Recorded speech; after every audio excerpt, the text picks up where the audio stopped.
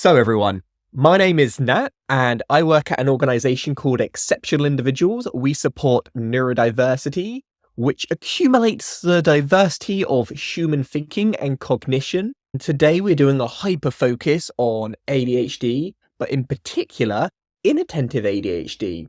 Whether or not you are neurodivergent, neurotypical, something out, whether you support people or resonate, already have, today should be quite useful.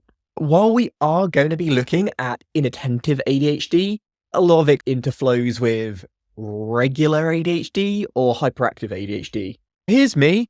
I work with ADHD on a daily, so you're in good, capable hands. Feel free to ask me any questions you wish. Here's our team. You got myself today, you got April.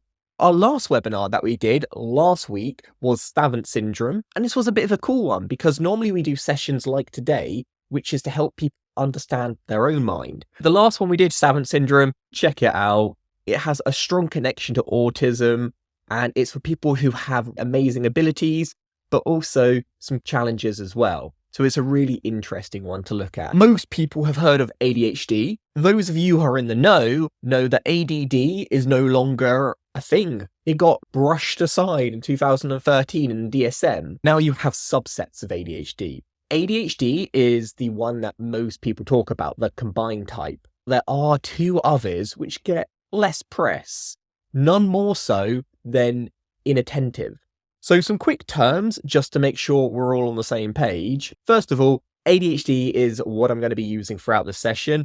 It stands for Attention Deficit Hyperactivity Disorder.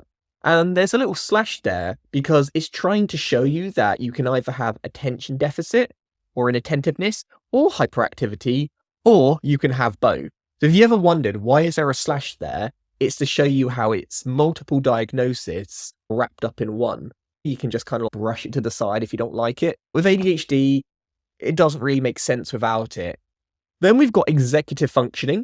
This is the mental processes for managing behaviors. Everything we do requires executive functioning. It is an essential part of being able to function. This also happens to be one of the key areas that takes a bit of a hit when we are looking at ADHD. We've got inattention. This is the one we're going to be focusing predominantly today. This is difficulty staying focused or remaining interest. And while we mentioned that this is more common in women than males, it's also more common in adults than children. Because typically the hyperactivity, which we normally associate with ADHD, morphs and changes into restlessness and inattentiveness as we get older. Impulsivity, this is acting without thought. Executive dysfunction, this is impaired cognitive control. This is when something just isn't working how your body had originally planned for it to work. Working memory, this is the memory like the RAM of a computer, the memory you hold on to for a short term when you think, oh, this is going to be useful, but it's not going to be so useful that it's worth carrying around all day long, every day. This is an area that a lot of people with ADHD can struggle with. We've got a bit of dopamine dysregulation.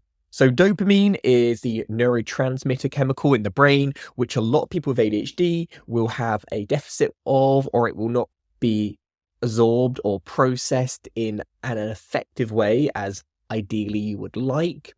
And that's a big part of ADHD.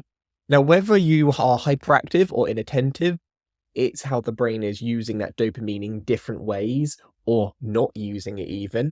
Then we got neurodevelopmental disorders. These are conditions which come from birth or the womb really early on in life.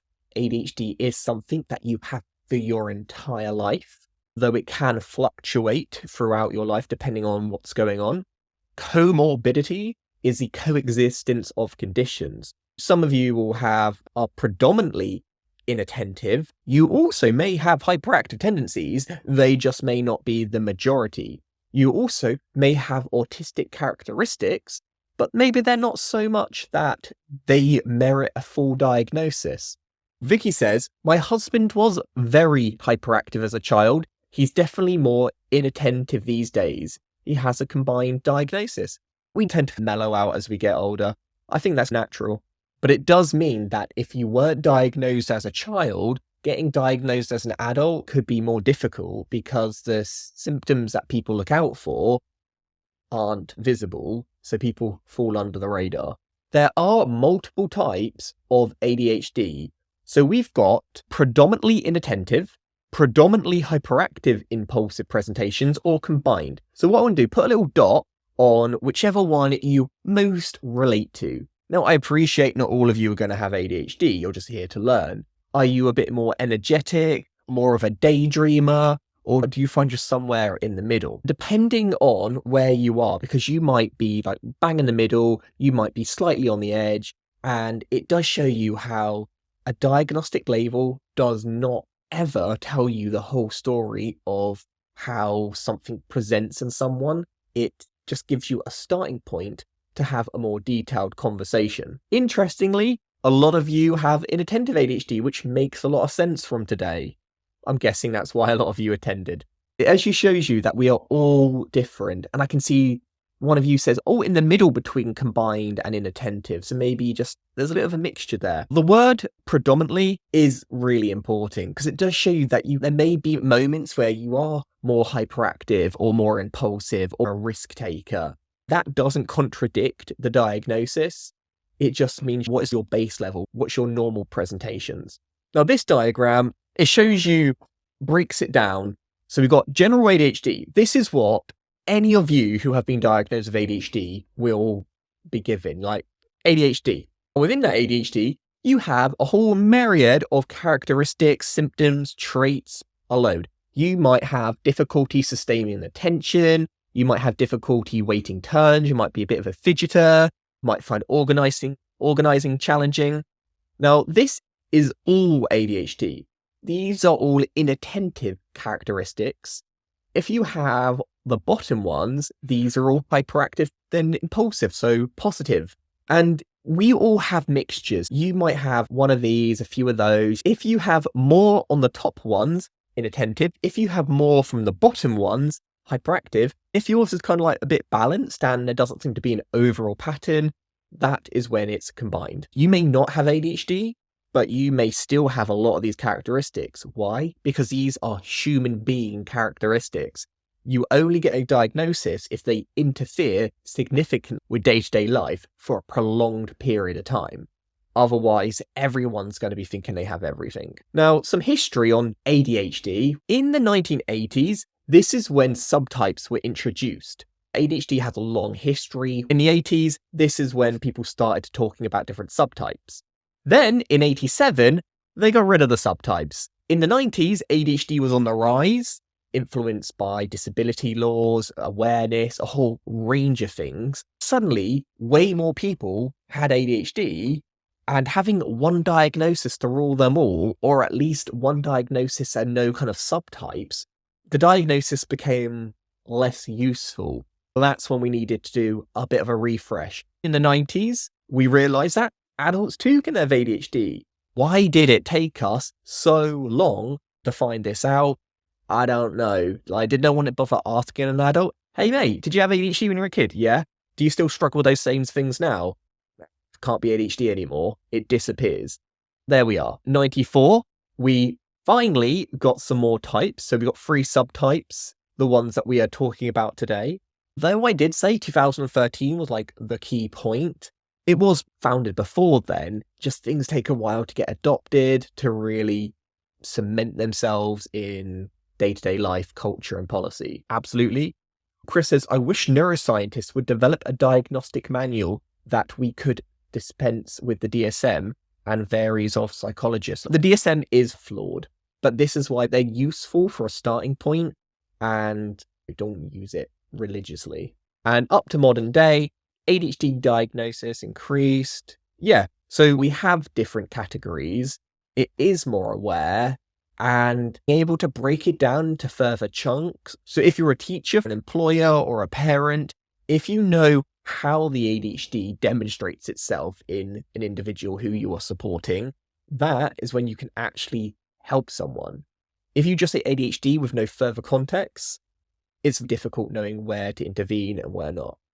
What exactly is inattentive ADHD? The University of Maryland Medical Center says, to be diagnosed with predominantly inattentive ADHD, a person must display strong symptoms that have a negative effect on their life for 6 months more.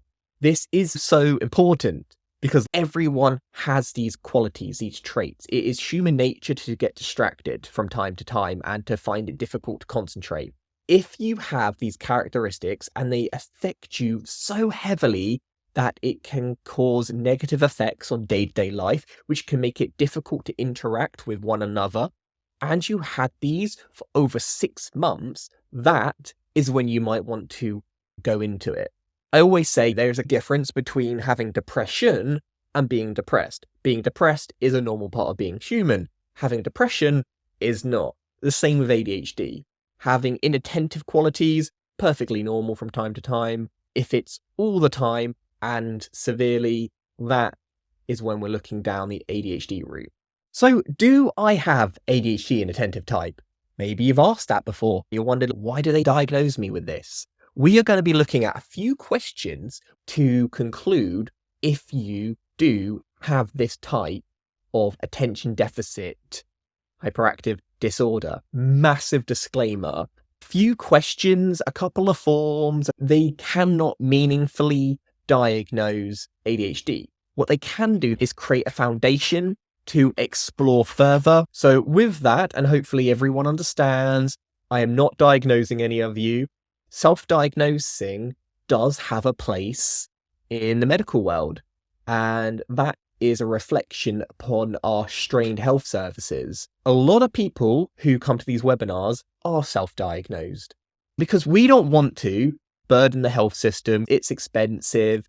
We don't want to waste our time. Maybe we can't get access. We're not enough resources. There are a whole heap of reasons why you would search for it beforehand. That also comes with its own challenges. There are some people who completely disregard self-diagnosis labels. Other people have to rely on them. I would genuinely love to know your thoughts because it is a contentious issue. A lot of professionals or organizations are against it. Exceptional individuals, we're quite for it for a few reasons, but that doesn't come without its baggage. Can you describe a challenging moment or frustration on a dull but important task? This is our first look into whether or not you may have ADHD, but when answering, this is a task which affects you all the time, not just like one odd moment. And while you're answering that, let me read some of the questions. Amelia says, my workplace are open to self-diagnosis as the access to work support is available without requiring one. Emma says, I treat self-diagnosis with a huge pinch of salt, but I'm open to discussion with someone about why they think they have the condition. If you are officially diagnosed, does it undermine it if someone has self-diagnosed? Carly says, the struggle to get started on tasks like that, yeah. Lizzie, is tempting to self-diagnose since the waiting time in the UK for an assessment is around 20 months. Getting started on thinking about the task, work support. Oh, thank you everyone. Some of the challenging moments on dull tasks yet that are important are many work tasks, complex reports I often postpone. Yeah, procrastination, all the time. Our brain loves getting a bit of dopamine, so it's always trying to find a shortcut. And typically the shortcut isn't the task that actually needs doing. I don't start work until 3 p.m. I clock in at 8:30. My brain refuses to do anything until then. You officially start work. It takes a while for me too, honestly. Can't get up, can't clean, can't cook. Trying to fill a job application takes hours. When I was in work, I did barely anything until mid-afternoon.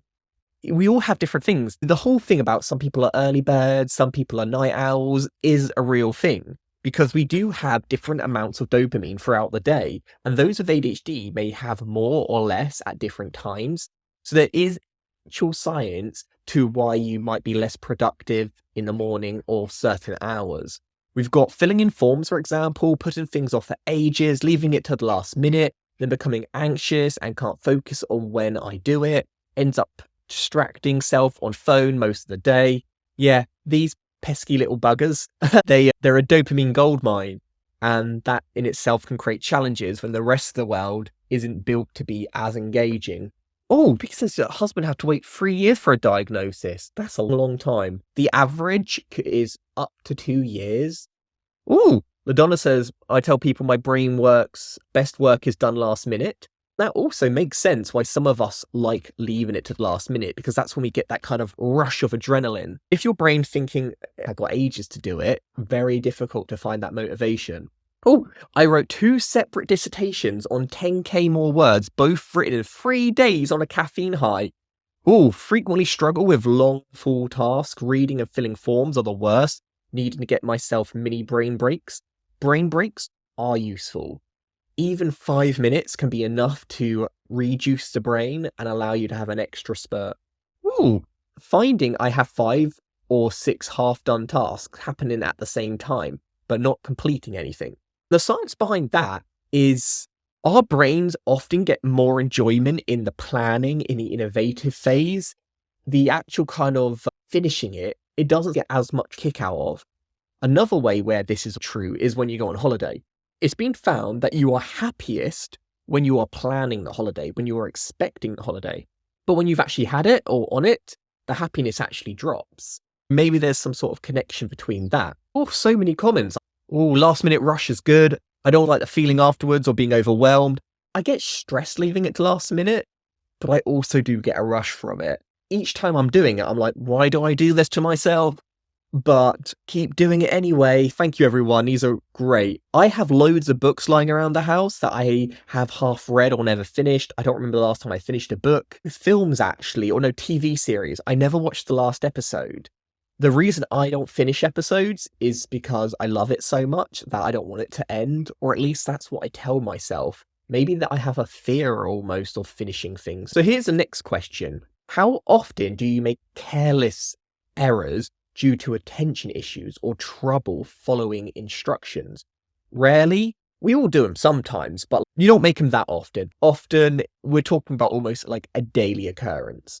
Some people will be reading every single line like it's gospel, and others will skim read and often miss things and make mistakes. Now, in a world which kind of encourages or expects absolute precision, this isn't going to be ideal. But in a world which needs you to be fast and to complete things in an orderly manner, then this could be beneficial. It's not necessarily that one is a wrong way of doing things, it's that the way that most tasks are created, they expect you to be more detailed orientated. Yet skim reading, quick glancing, being able to bring information is useful. A lot of people with inattentive ADHD, we are going to be looking at the often category. Peter says, I have been a pilot for over 20 years. The order and the discipline required was a godsend. The structure as well, I think because there is such a high level of expectations in that role, your brain knows it's important, you will focus. If someone asks me to do something without understanding behind it, I'm not one of those people that could just blindly follow. I need that clarity, things really broken down in order for me to get behind them. On this one, those 2 questions combined, they actually tell you a lot about someone. What are they actually trying to find out? These things are all baked in those questions, but let's break it apart even further for simplicity reasons. So we want to look at the core ADHD inattentive symptoms. If you find that you are on the extreme section on any of these or a number of these, then that could indicate inattentive ADHD. But remember, that alone doesn't mean ADHD. If you have a number of these for a prolonged amount of time that severely, or at least quite heavily, negatively impact your life, that is when we may be looking at an ADHD diagnosis. So maintaining focus, ignoring others. No, I know ignoring others sounds like that's just rude, but those with ADHD can struggle with that. It's often they're just not picking up that information the brain isn't deeming relevant. So it's the old expression, in one ear, out the other. It's almost like you aren't there at the same time that the other person is. Incomplete tasks, very common, particularly in adults. Being organized, avoiding hard tasks. This comes down to the dopamine thing. If something is easy, we get the same boost out of it as we would a hard task. So why not do the easy one? It feels better. Losing items, this comes down to working memory, how we talked about the brain struggling to take those real short-term memories and turn it into a big memory. Distraction, forgetfulness, there are lots of different characteristics that go with it as well. April says, when I made soup last week, I didn't follow the instructions the way they were written. For example, I thought I added spice at the wrong stage, despite the soup still tasting good. I also the same. I'll put something in and I'll forget if I did it, and I'll put too much in. The same thing also happens with medication, and that can be really challenging. Particularly if any of you are on ADHD medication, remembering whether you took it or didn't take it, and then you end up doubling up or not taking it at all. It is difficult. We all know how important consistent use of ADHD medication is, and yet the irony is that a lot of people who require that medication consistently, one, there's a shortage, but two, often forgetting it themselves. So what are the core symptoms? In a nutshell, they're focus issues, they're making regular mistakes, organizational challenges, effort avoidance, and distractibility. Now, these are what we think of when you think of ADHD, particularly inattentive ADHD. But to say those were the only characteristics would be a disservice. This iceberg shows you all the other things that come along with it. So we also have sensory processing, anxiety, hyperfixation, and then you've got more obscure ones like poor sense of time, chronic unemployment, forgetting to eat, sleep, or even go to the bathroom. There are many different factors. These do also go hand in hand. If there are enough of them, and if they affect you severely enough, that's when you may want to look down the ADHD route. I've given an overview on self-diagnosis. I'm curious, what is your honest opinion? Do you think they are negative or positive? Just because you have some characteristics, it doesn't mean you have a disorder. It's how often it affects you, referring to the self-diagnosis. It's better to know us better than ourselves. Trying to explain a life of chaos to a stranger is not the easiest thing. Maybe you have a lot of the characteristics of something, but you wouldn't necessarily qualify for a diagnosis. If you told someone you had a label, they might actually have a starting point. Most of you are unsure, then it's positive, then it's negative. It isn't as straightforward as positive, negative. It's a mixed bag. So on here, I want you to say which one is the biggest pro. We've got increased self-awareness, so knowing yourself better. If you put yourself in some sort of framework, accessibility. You try getting anything from the NHS or other health systems these days. Or empowerment. If you think your whole life that you're dumb and you're stupid, it's negative. If you think, you know what, it's not my fault, it's how my brain is wired, that can be very empowering. Increase self-awareness. Yes, that is a great way to do it. And it also can be the first step in seeking a professional diagnosis. That being said, what's the biggest con of self-diagnosis? Is it that the accuracy, we're not so certain? Is it delayed treatment? If you are quite happy with being self-diagnosed, you may not seek an actual diagnosis, and as such, you will not have access to the same treatment. For instance, you're not going to get medication if you are self-diagnosed. Misinformation, the internet is a dangerous place. So it's the wild west of facts there, and anxiety and stress. The amount of times I've Googled and found out that I'm chronically ill and something's really bad going wrong, there is nothing wrong, or it's definitely not as bad as I initially think. Peter says, that's where I am right now, increased self-awareness. Those sessions with my therapist are all driving me to get a professional diagnosis. That's ideally the best approach. Oh, misinformation. Yeah, the internet, man. You got to be careful of that place. It is all over the shop. Self-diagnosis can initiate understanding, but requires caution. Have a browse, have a Google, read a couple of books, but let's not jump to conclusions. It shouldn't replace professional evaluations and treatment. Consulting a healthcare professional for assessment and treatment is very much advised. How do I self-diagnose? If I am going to be having a go at it, do I just literally Google it? Yes, no. Do I just go on a quiz? There are some top tips how to do it, should that be the route you want to go down. So first of all, reflection. Discuss inattentive symptoms and effects. You have to say, maybe I'm struggling with attention, but how does that impact your day-to-day life? It has to have a negative impact on day-to-day life.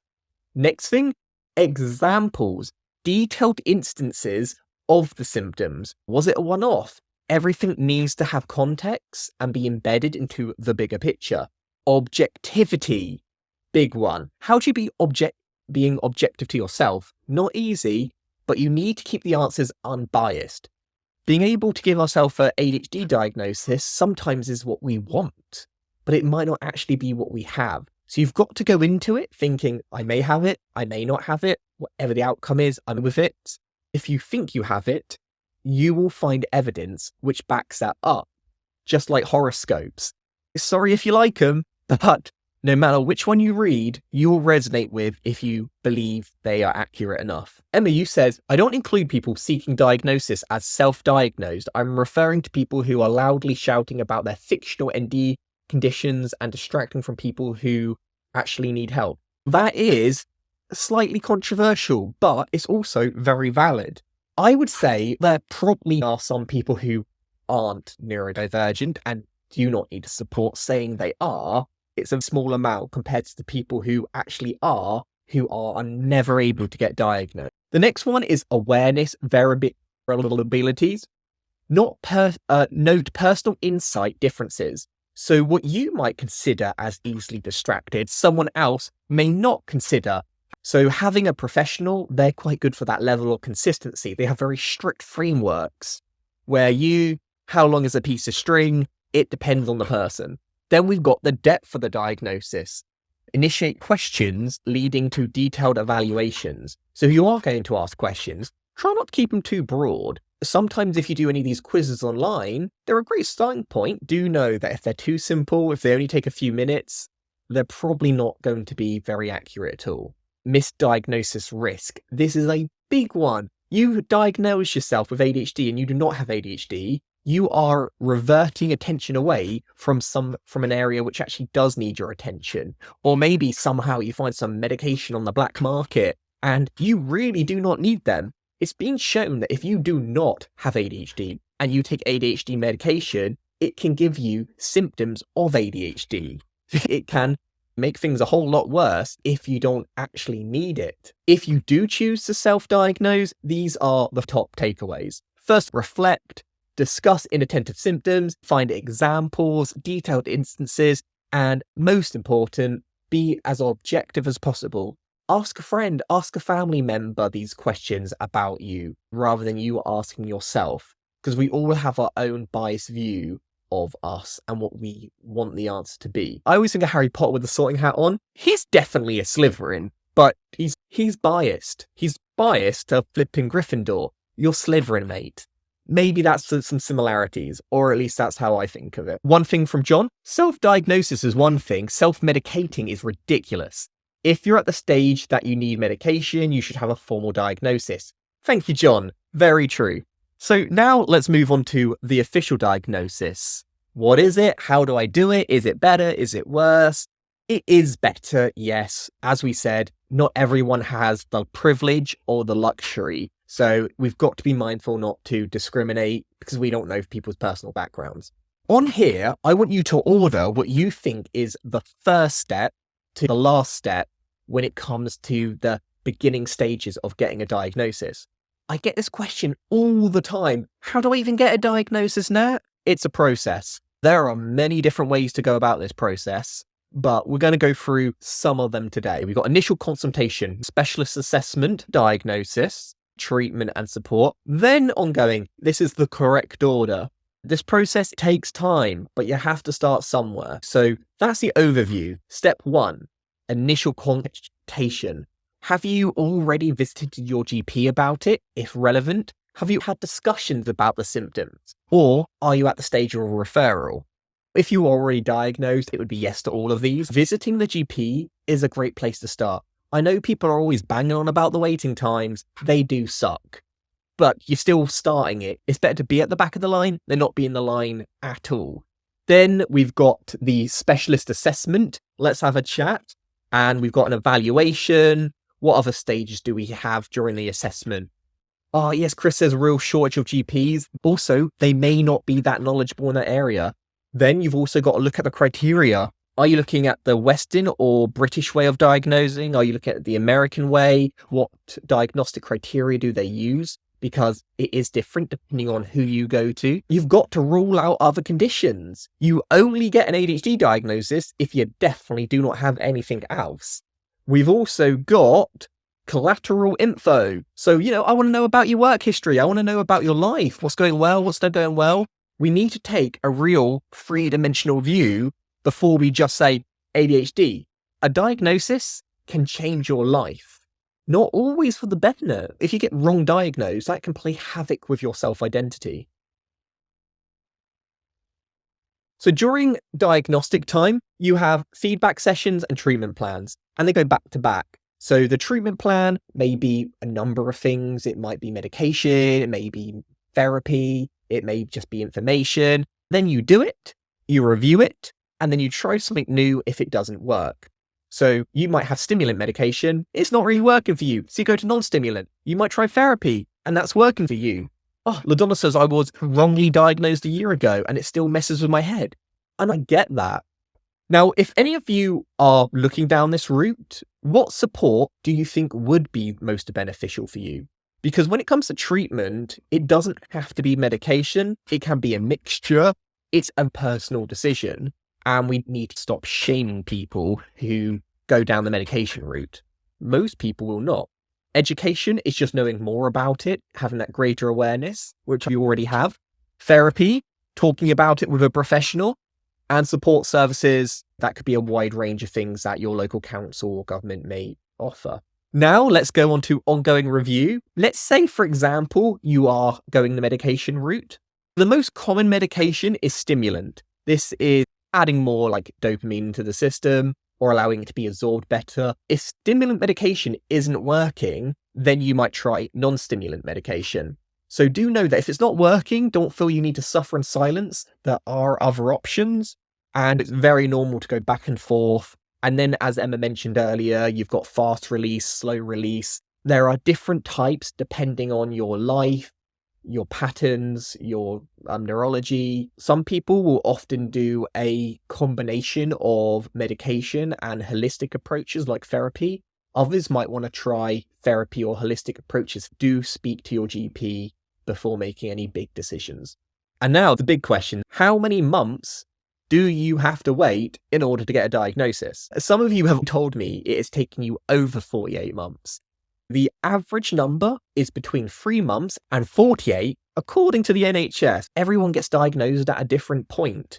It might be a bumpy road, or you may get lucky. So out of the few, we've got 6 months being the average. There's not a right answer for this, but I think 6 is like the majority of what most people face. Oh, we got Nolia was told 2-year waiting time for NHS assessments, so paid for a private. Yeah, private, we've got to mention it. It's expensive, but it is a route that is becoming more and more popular. Now, I am not an expert in private diagnosis. After a quick bit of research, the Priority Group, the ADHD Centre, Clinical Partners, Psychiatry UK, ADIS are the ones which seem the most popular options for private routes. If this is a route you're going down, do your research, do comparisons. Please do spend your time finding the right one for you. I, again, cannot personally recommend these, but these are questions I often get asked. Let's see, did you all get these right or false? Inattentive ADHD is a subtype predominantly characterized by inattentiveness. Yes, it's true. Inattentive ADHD is less severe than other types. Not true. They're all the same. They're just different. In cases, difficulties in focus, organization, and task completion, it only affects children. It can persist. The last one is often underdiagnosed, especially in girls and women. Yes. All of you got them all correct. That one, a lot of you got it correct, even though I worded it terribly. So great. So a quick summary, predominantly inattentive ADHD is just a subtype. It's not a separate diagnosis. It's just, all right, this is what you got ADHD. Here's a little bit more information to make it really tailored to your needs. It has different characteristics, struggling with attention and forgetfulness, little errors, persists into adulthood. There are multiple types of treatments and therapies, and a diagnosis is always worthwhile investigating if you are in a position to do. But please do not shame people who are not in a position to do so, because it really isn't that accessible at the moment. Here's a nice book I recommend to learn more. There aren't many books on ADHD for adults, so this one I found quite useful. It is a book that has been updated, so I think that's always a good sign. The next webinar is Dyspraxia in 40s. We've already done autism, we've done dyslexia, ADHD, now it's Dyspraxia's turn. There is hardly any information around dyspraxia in adults, so we have done a deep dive on this one. Go on our YouTube channel, click the subscribe button if you want to view today our contact page. Alright, that was a lot of information to cover in a short amount of time. I hope you found that useful, found a couple little gems out of it. I hopefully see you all next week.